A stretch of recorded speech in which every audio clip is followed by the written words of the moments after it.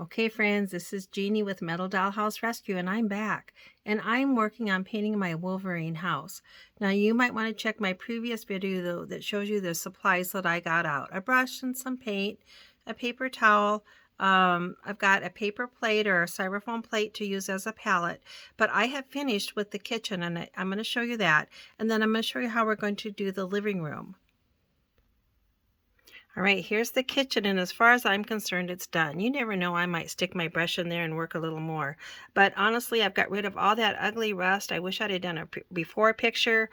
Here along the front, I've touched that up, and I am very happy with the match. It just looks new and clean. There were a couple little rusty spots back in here I dabbed a little paint on, and then I smudged them. It's looking good. I'm going to call it done. Let's look over here at the living room. I have already mixed up some paint to use in an effort to get the shades right. And I need to have kind of a pale pink over here. And at the front, this one's just a little bit darker. So I used my white and my buttermilk, which is a very pale yellow. This is the buttermilk, and some white, a little bit of pink, and a little bit of blue, because there's just a little bit of blue color in there. Let me rinse my brush out. Here's the little bit darker color that's going to go there along the front. So, but this is what's going to go on the floor. Now, when you have just a few little spots like this, and I think they almost look worse on the camera than they do in real life, but rather than paint the whole floor and try to match that pattern, I just do the same thing I did in the kitchen. I dot a little paint on there, on those little dots, and then after you put the paint on, just smudge it with your fingerprint and spread it out. See how it makes that little dot disappear? So let's do all of these little dots that very same way. I'm just going to dab a little paint on 3 or 4 of them. Take my finger and just kind of smudge that around so it doesn't stand out. And it makes those little dots disappear, and it just looks just almost like new. Where's some other ones that are bad? Like I said, it looks worse on the camera than it does in real life. When I look with just my eyes, I can't hardly even see these spots. But when I look in the camera, I can see those.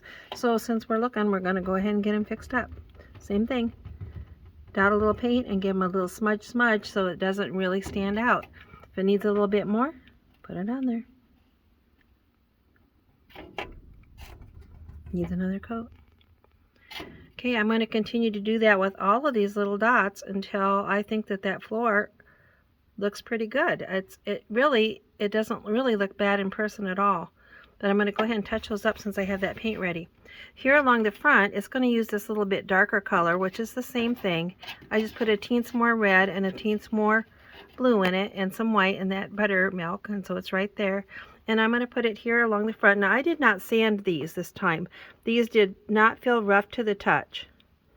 But if you just touch a little light coat of paint and then take your finger and spread that out, you don't have to worry about matching that pattern.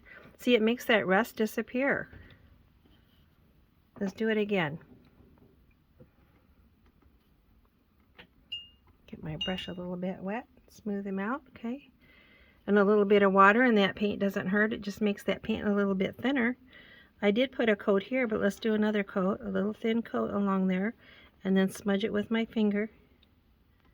I'm not afraid to get paint on my fingers. If you don't like that, you could have another brush here to do that part for you.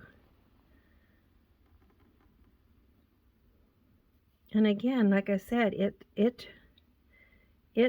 looks better in person than it does even on the camera. In person, it makes those little marks disappear completely, and you really can't even see the paint that I'm laying on there. See, we're getting that one looking good. A few more dots here on this dark part. Remember, I just did my best to kind of match that with a little blue, a little red.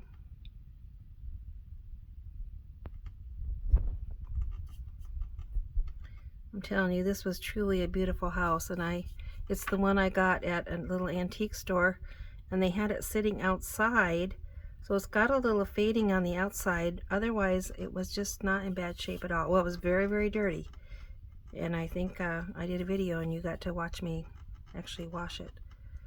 So we're going from something that, they probably thought they were ready to throw it out. All right, just a little bit more touch up and I might be calling this good. Now, if you have trouble getting it to cover, that's okay. Let it dry and then put another thin coat on there. Now, see there, I've got those just a little bit light, so I'm just going to go back and I'll put another light coat. But most of those are looking really good. And like I said, in real life, it's just almost, you just can't even tell that that's been there. So I'll lighten that up a little bit, lighten up that a little bit, and touch up the rest of these. And then this house is going to be done, I think, on the inside. I'm going to do those screws up here yet, and then I'm going to do something very similar on the outside, but I'll do that on the next session. So until then, enjoy your doll houses, and I'll talk to you later.